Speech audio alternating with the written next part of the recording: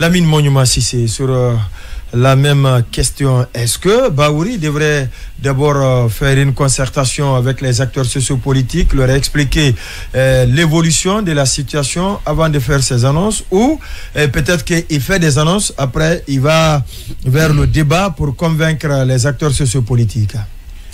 Alors, oui, Bahouri, ce qui m'étonne, ce qui me surprend d'ailleurs, c'est le fait que, comme vous l'avez dit, Bahouri débute sur le même sujet qui continue à diviser dans l'opinion.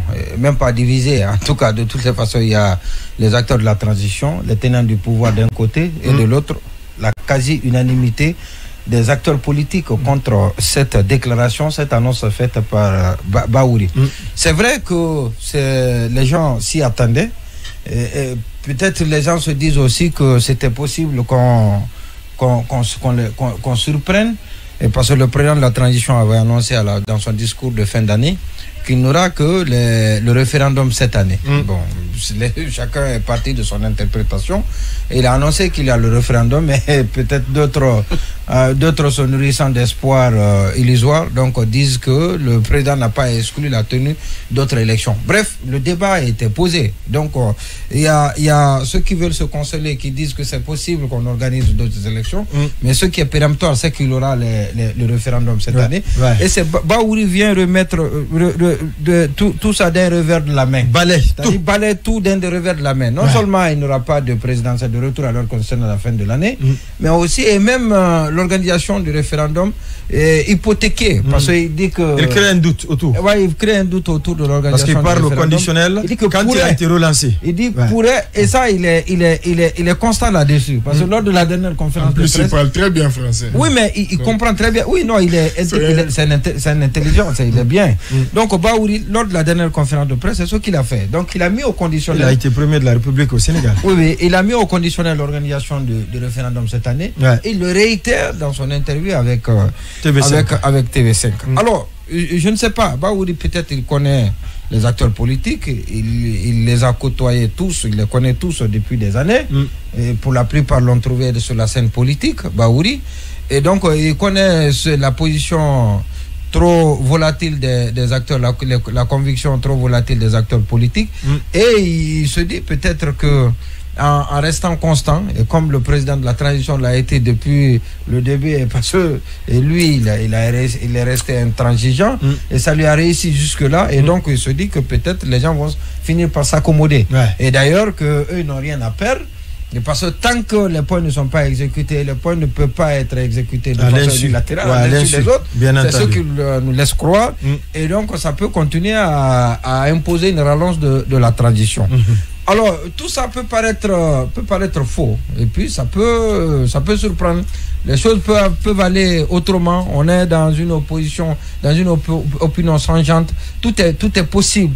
Et avec les discours que nous attendons, en tout cas, le ton, il est monté. Il n'y a que Dr Faya qui a un ton plus ou moins conciliant, et qui comprend. C'est le seul maintenant. Qui continue à comprendre, qui continue à expliquer. Voilà, qui continue à expliquer. Mais presque tous les autres, même ceux qui étaient encore davantage plus compréhensifs et plus conciliants ne le sont plus. Et donc, mais c'est curieux que ce soit encore Bahouri. Parce qu'on a pensé, ce qui était plus simple pour Bahouri, et ça on n'avait pas à lui apprendre cela, c'était de réunir les acteurs politiques. D'abord, la mise en place d'une commission technique, ça allait prendre 1-2 mois. Banalement, nous savons comment sont les acteurs politiques. Difficilement, ils s'entendent. Sur la société, difficilement. Ils s'entendent. Maintenant, vous discutez des préalables. Et là aussi, ça peut prendre plus de 3 mois.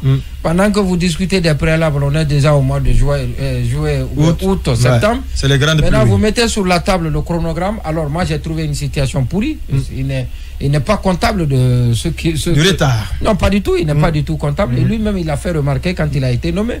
Donc, vous présentez le tableau avec la commission qui a mis en place, une commission paritaire, ou de toutes les façons, une commission composée de tous les acteurs.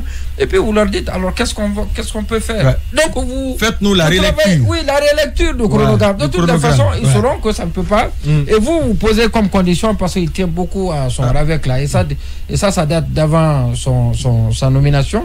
Et donc, vous dites, bon, il faut obligatoirement que le RAVEC soit organisé. Alors, l'organisation du RAVEC, la tenue du RAVEC dépend exclusivement du pouvoir, parce qu'il y a une question de sous. D'argent, il y a une question de mobilisation des acteurs, des administrateurs. Qu'est-ce que cela a servi donc, cet appel à candidature lancé par l'ancien ministre de l'administration du territoire, Mori Kondé, pour le recrutement. Il faut considérer que tout ça est passé. Pour le recrutement des agents recenseurs pour le compte du RAVEC. Ou bien c'était juste de bluff ça fait une manière de montrer que la situation avance. Oui, bon, le RAVEC, on sait plus. Tout ce qu'on sait, c'est qu'il y a une coordination qui est mise en place. Ça seulement. Qui continue. Non, mais le sport là aussi avait commencé. Il y a eu des lois aussi, non, qui ont été adoptées au CNT. Non, sincèrement, je veux. Vous voulez parler du concret? Voilà, je veux faire l'économie. Pour ne parler que du réaliste et réalisable. Ce qui est fait et qui est visé. C'était le bilan positif. C'est la mise en place. On parle maintenant de Baouri. Baouri a déjà fait la remarque que rien n'a été fait. Donc, il l'a fait. Voilà. Et malgré. C'est aussi un remplaçant de Monikoli a dit que le président l'a nommé là, c'est pour faire évoluer les choses. Pour aller vite. Pour aller vite. Il l'a dit. Les élections. Il l'a dit. Et donc, en attendant, ceux qui sont nommés pour exécuter le RAVEC, la mise en œuvre du RAVEC, voilà, je ne sais pas, continue de se trouver un meilleur abri. Ce sont un siège d'abord. Voilà, pour où ils doivent travailler. Donc, tout cela en dit long. Alors, encore une fois, pour revenir à Baouri, pour terminer, c'est que Baouri, je ne sais pas quel est le calcul. En tout cas, le calcul qu'il a, ou cette stratégie, ou cette réflexion autour de l'organisation de ces élections, je ne sais pas que cette réflexion, elle soit raisonnable, elle soit cohérente. Et parce qu'on peut abuser, il faut éviter d'abuser, de continuer à abuser du peuple. Sinon, un jour, ça risque de déboucher sur une situation difficile. Et surtout que tous les indicateurs révèlent que la situation, elle est disruptive. Elle pourrait être explosive. Et dans ces conditions-là, il suffit seulement d'une petite étincelle pour que tout s'embranche. Et c'est ce qu'il faut éviter. Donc on doit éviter cela. Il faut le dialogue, et parce que ce qu'il démontre là, c'est qu'il y a la culture du non-dialogue qui est désormais une tradition dans notre pays. On fait tout, on s'en fout des autres. Tant pis pour leur réaction. On va aller à la pause, on se reprendra si vous le permettez. Lui qui disait qu'une transition longue est un danger pour une nation, il prône aujourd'hui une transition longue pour pouvoir éviter les erreurs du passé. Si on s'est levé contre Dadis, c'est parce qu'il a eu l'intention.